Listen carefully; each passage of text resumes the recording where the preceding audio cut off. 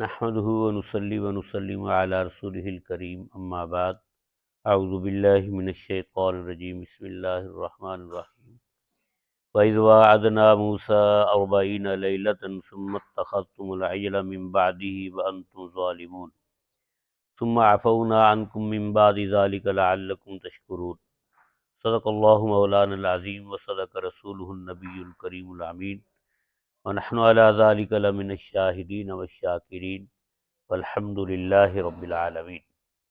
پھر نہایت ہی محترم مکرم معزز دوستو، السلام علیکم ورحمۃ اللہ وبرکاتہ۔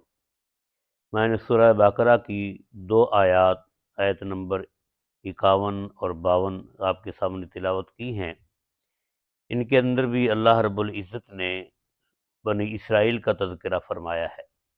اللہ تعالیٰ فرماتے ہیں وَإِذْ وَاعَدْنَا مُوسَىٰ 40 لَيْلَةً، اور جب وعدہ لیا ہم نے موسیٰ علیہ السلام سے 40 راتوں کا، ثُمَّ اتَّخَذْتُمُ الْعِجْلَ مِن بَعْدِهِ، پھر بنا لیا تم نے بچڑے کو معبود ان کے بعد، وَأَنْتُمْ ظَالِمُونَ، اور تم ظالم ہو، ثُمَّ عَفَوْنَا عَنْكُم مِّن بَعْدِ ذَلِكَ، پھر معاف کر دیا ہم نے تم کو اس کے بعد، لعلکم تشکرون، تاکہ تم شکریہ ادا کرو۔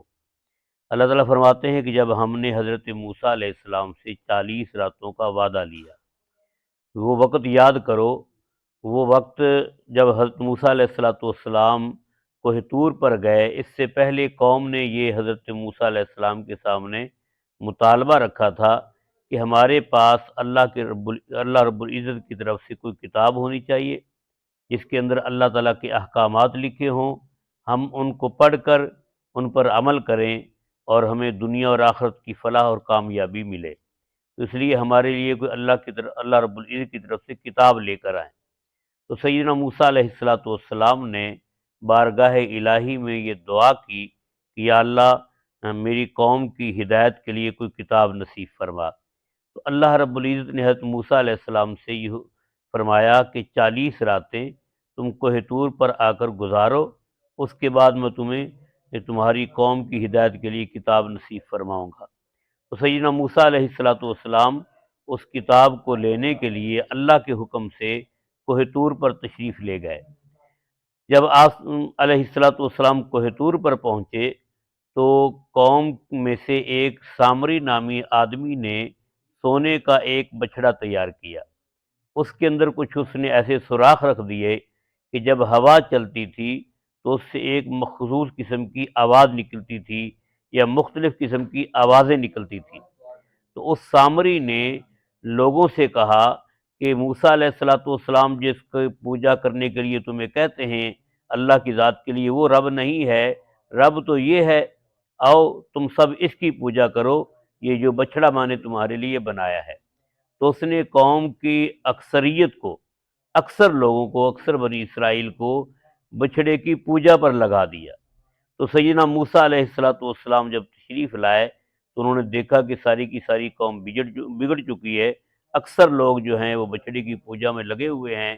اللہ رب العزت نے اس وقت کا یہ یہاں پر تذکرہ فرمایا کہ وہ وقت یاد کرو وَإِذْ وَاعَدْنَا مُوسَىٰ 40 لَيْلَةً، کہ جب ہم نے موسیٰ علیہ السلام سے 40 راتوں کا وعدہ لیا، یعنی کہ کوہ طور پر آ کر گزارنے کا۔ ثُمَّ اتَّخَذْتُمُ الْعِجْلَ، تم نے ان کے جانے کے بعد بچڑے کو معبود بنا لیا، وَأَنْتُمْ ظَالِمُونَ، اور تم ظالم ہو۔ مطلب یہ کہ تم نے اللہ کی ذات کو چھوڑ کر بچڑے کی عبادت شروع کر دی اور ایک صریح اور کھلم کھلا شرک کے مرتکب ہوئے۔ تو تم سے بڑا ظالم کون ہے؟ کیونکہ دنیا میں سب سے بڑا گناہ جو ہے وہ اللہ کے ساتھ کسی کو شریک ٹھہرانا ہے۔ تو اللہ رب العزت کے ساتھ انہوں نے ایک بچڑے کو شریک ٹھہرا دیا۔ تو اللہ رب العزت فرماتے ہیں کہ تم ظالم ہو، بلکہ جو آدمی دنیا کے اندر شرک کرتا ہے وہ سب سے بڑا ظالم ہے، کیونکہ اللہ رب العزت نے فرمایا کہ ان الشرک لظلم عظیم، دنیا میں سب سے بڑا ظلم اللہ تعالیٰ کے ساتھ کسی کو شریک ٹھہرانا ہے۔ تو انہوں نے دنیا کا سب سے بڑا گناہ کیا، دنیا میں رہ کر اللہ تعالیٰ کی ذات کے ساتھ شرک کے مرتکب ہوئے۔